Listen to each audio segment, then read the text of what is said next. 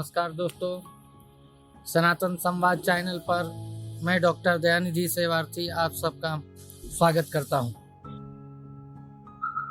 यदि आपने अभी तक इस चैनल को सब्सक्राइब नहीं किया है तो आप जरूर सब्सक्राइब करें और आपसे निवेदन है कि आप इस वीडियो को शुरू से अंत तक जरूर देखें। आपने यदि बेल आइकन नहीं दबाया तो बेल आइकन दबाएं, जिससे कि हमारे सारे वीडियो आप तक पहुंच सके। विचार अच्छे लग रहे हों तो लाइक शेयर जरूर करें।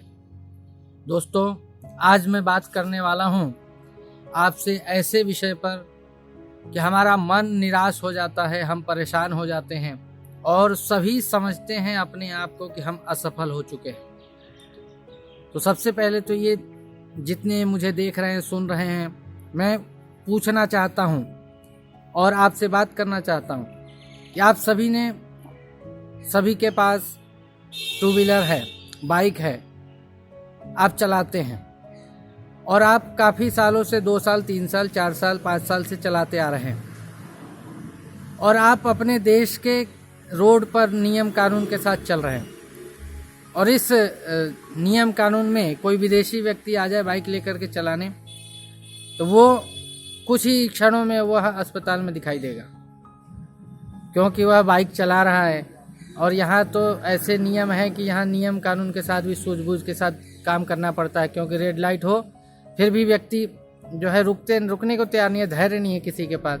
जब इतने धैर्यहीन समाज में रहते हुए आप इतने सालों से बाइक चला रहे हैं तो आप सफल क्यों नहीं हैं?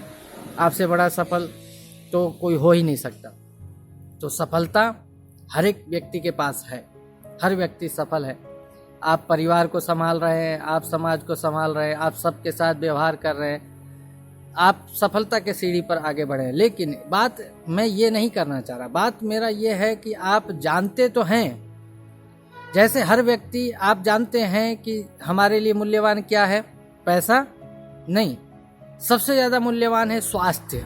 और स्वास्थ्य के लिए हम भागा दौड़ी करते हैं और इसके लिए स्वास्थ्य रक्षा के लिए हमें क्या करना है?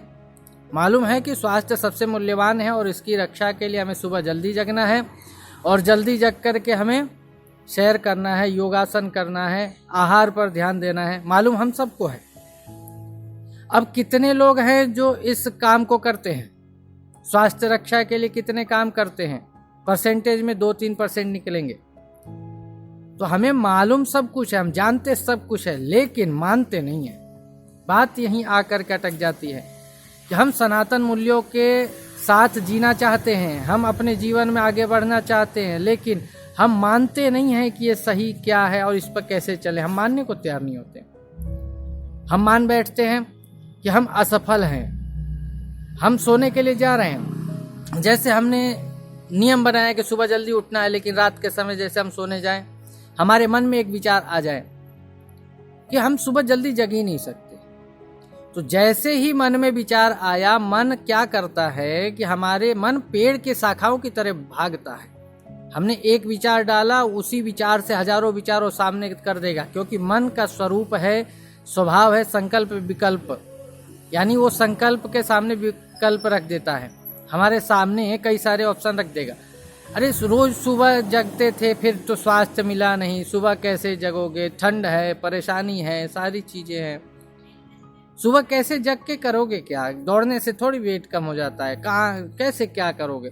विकल्प दे देगा और आप भ्रमित हो जाएंगे और आपका नियम के साथ समझौता हो गया। ध्यान रखिएगा दोस्तों, जिस दिन नियम के साथ हमने समझौता कर लिया, उसी दिन से हमारा असफल होना प्रारंभ हो गया। हमारे जीवन का लक्ष्य से हमें दूरी बननी प्रारंभ हो गई। तो हमें नियम के साथ समझौता नहीं करना है।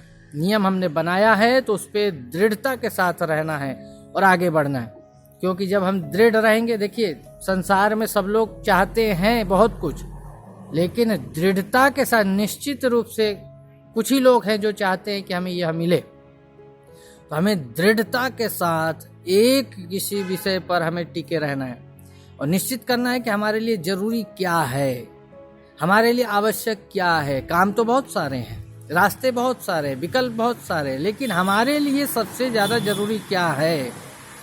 जब हम इस ओर बढ़ते हैं तो हम किसी भी कार्य को करने के लिए जाते हैं तो हमारे सामने सबसे बड़ी समस्या आ जाती है कि लोग क्या कहेंगे। एक कहावत भी है ना, सबसे बड़ा रोग क्या कहेंगे लोग, यानी दूसरे क्या कहेंगे इस बारे में सोच करके ही हम कार्य प्रारंभ नहीं करते हैं।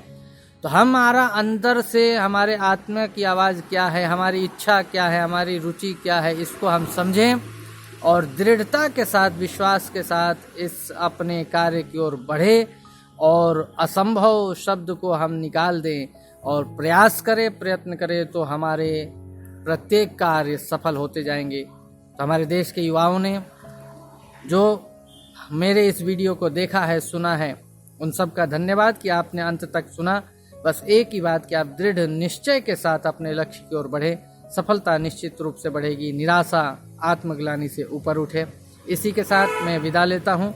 विषय सही लगे तो आप लाइक, सब्सक्राइब, शेयर जरूर करें और आगे के वीडियो के लिए बेल आइकन जरूर बताएं। नमस्कार।